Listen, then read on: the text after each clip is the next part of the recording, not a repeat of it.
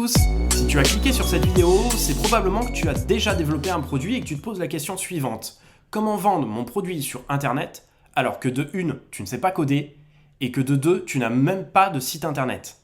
Est-ce que pour autant, est-ce que cela veut dire que tu ne peux pas vendre? Eh bien non. Si tu regardes cette vidéo, c'est justement que j'ai une solution à te proposer. Et cette solution, c'est l'outil Payment Link mis en place par Stripe. Alors pour ton information, Stripe, c'est une startup qui est spécialisée dans le paiement sur Internet et qui gère chaque année plusieurs milliards de transactions. L'idée géniale derrière Stripe, c'est d'avoir mis à disposition une API qui permet à tous les développeurs de la planète de mettre en place facilement une solution de paiement sur leur site Internet ou leur application mobile. Et j'insiste sur le facilement parce que derrière cette solution, en fait, le paiement en ligne, c'est quelque chose de très compliqué. Mais dernièrement, Stripe a mis en place Payment Link. Et ça, c'est vraiment quelque chose que j'attendais beaucoup. Alors, qu'est-ce que c'est exactement? Payment Link, c'est tout simplement la possibilité d'envoyer un lien de paiement directement à ton client ou de l'intégrer sur ton site internet sans même devoir configurer un terminal de paiement. En clair, c'est la possibilité de vendre même sans avoir de site internet dédié. Stripe propose donc une solution complètement no-code et qui se configure en quelques minutes comme je vais te le montrer. Après la configuration, je reviendrai plus particulièrement sur les différentes manières de l'utiliser, c'est-à-dire les différents cas d'usage. Je reviendrai sur ses avantages et bien évidemment sur les améliorations possibles afin que tu saches exactement ce qu'il en est. Mais avant cela, je voulais savoir, est-ce que tu es abonné à la chaîne de Hot Code School? Si ce n'est pas le cas, je t'invite à le faire pour avoir les nouveautés sur les dernières vidéos. Et dès que c'est fait, je te propose de partir et te montrer comment Payment Link, ça fonctionne. A de suite.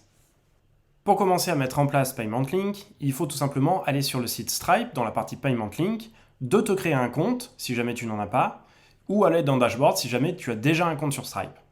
Moi, je clique sur Dashboard puisque j'en ai déjà un. Et vu que je veux créer un lien de paiement, je vais dans Product, à gauche. Ensuite, je clique sur Payment Link. Et, bon, j'en ai déjà créé auparavant un pour pouvoir tester, mais là, on va créer un autre. Donc, tu cliques sur le bouton New. Et ici, on va dire qu'on va créer un vélo électrique. D'accord? Donc là, tu l'ajoutes, on va dire qu'on vend ça.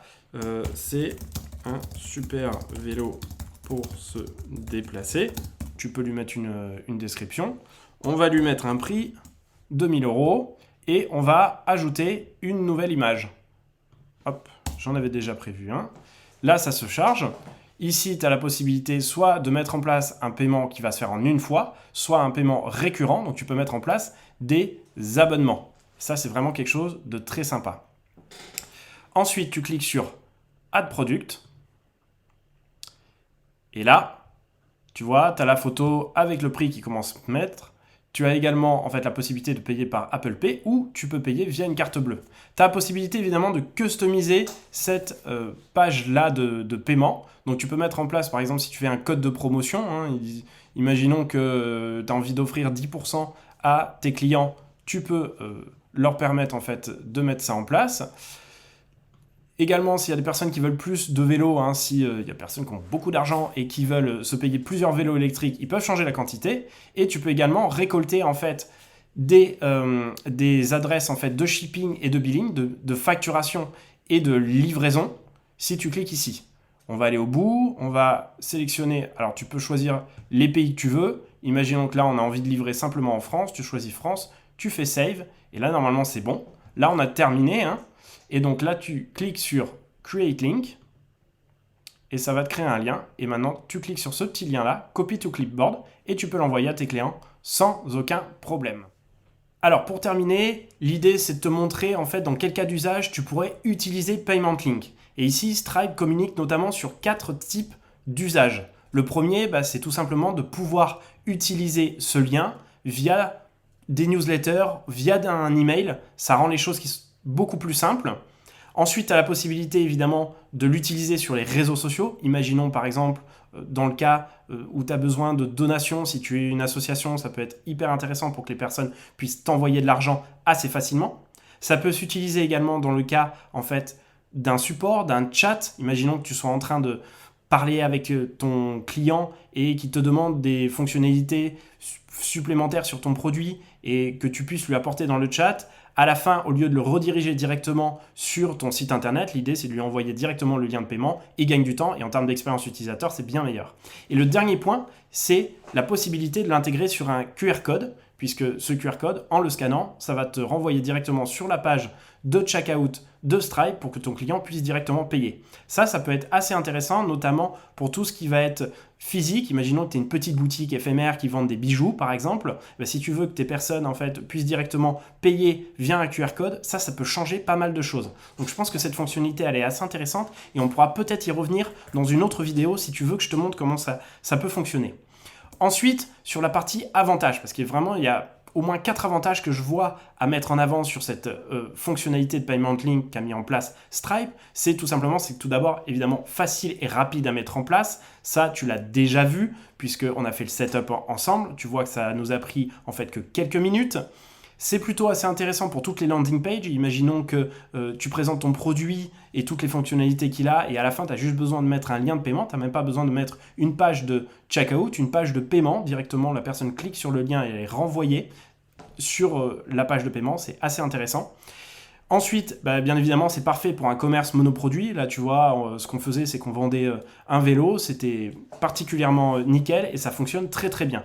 Et l'autre point que je vois, c'est évidemment que c'est moins cher que Gumroad. Alors Gumroad, c'est une plateforme qui te permet de vendre tes produits, notamment si tu fais de l'illustration, si tu vends pas mal de contenu, c'est une bonne plateforme parce que justement, ça te génère directement une page pour présenter ton produit et en plus de ça, ça te génère évidemment un lien de paiement pour pouvoir permettre à tes clients de payer directement. Le problème de ça, c'est que Gumroad prend quand même des frais qui sont assez importants. Ici, je te les ai mis. C'est 5% de commission plus 3,5% ainsi que 30 centimes.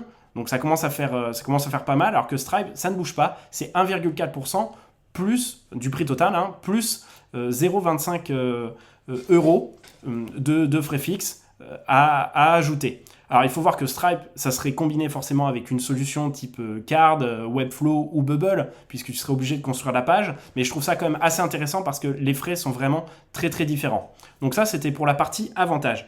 Et la partie, on va dire, non pas désavantage, mais plutôt point d'amélioration. Ici, j'en vois 5.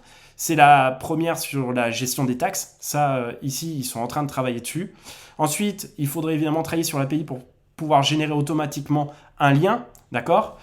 Aujourd'hui, la génération du lien ne peut se faire que via le setup qu'on a fait, via l'interface de Stripe. L'idée, ça serait de pouvoir le générer automatiquement via une API. Ils sont aussi en train de travailler dessus, mais pour l'instant, ce n'est pas encore fait. Ensuite, autre point amélioré, on ne peut vendre qu'un seul produit par lien. Si tu vends, on reprend notre exemple, si tu vends un vélo et que tu veux vendre une selle supplémentaire ou un GPS, tu es obligé d'avoir 3 liens différents. Tu ne peux pas tout regrouper sur un seul lien, donc ça pose un petit peu problème. Ensuite, d'un point de vue un peu technique, ça serait bien qu'il y ait une meilleure gestion de la fonctionnalité embed via une fonctionnalité qu'on appelle Liveframe. Ça, c'est pas encore possible et ça serait hyper cool. Je sais que par exemple, moi j'aurais bien aimé, par exemple sur une page Notion, pouvoir l'intégrer directement via Liveframe. À l'heure d'aujourd'hui, c'est pas encore possible. Je reviendrai avec une autre vidéo si jamais ça a bougé. Et ensuite, ce qu'on aimerait bien, et c'est le dernier point, c'est une meilleure gestion de la redirection parce que lorsque tu as payé, l'idée, c'est souvent de pouvoir rediriger vers peut-être une page de remerciement sur ton site internet ou le rediriger vers la home de ton site internet pour que le client fasse une action particulière. Et là, il s'avère qu'aujourd'hui, il n'y a pas de lien de redirection. La personne paye et voilà, c'est tout. Et en termes d'expérience utilisateur, on pourrait vraiment faire quelque chose de beaucoup mieux.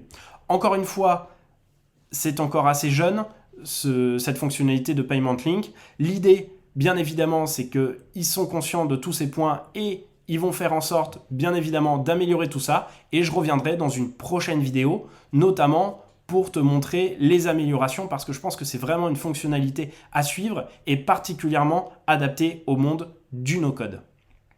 Ça y est, j'ai terminé de te présenter l'outil Payment Link. Alors j'espère que cela va t'aider à vendre tes produits plus facilement et surtout permettre à tes clients d'acheter tes produits via un simple lien. Bien évidemment, ce qui est intéressant ensuite, c'est de l'utiliser avec des outils no-code comme Webflow, Bubble, Card, Airtable et bien évidemment de mettre en place certaines automatisations. Mais ça, on le verra dans de prochaines vidéos. Si d'ailleurs ça t'intéresse que je creuse certains sujets no-code autour de cette fonctionnalité Stripe, n'hésite pas à me le dire en commentaire. Si cette vidéo t'a plu, n'oublie pas de me mettre un petit like, un commentaire et bien évidemment à t'abonner à la chaîne pour me soutenir. Maintenant, c'est à toi de jouer. C'était Milan Bogart pour Uncode School et je te dis à bientôt pour de prochaines vidéos. Tchuss.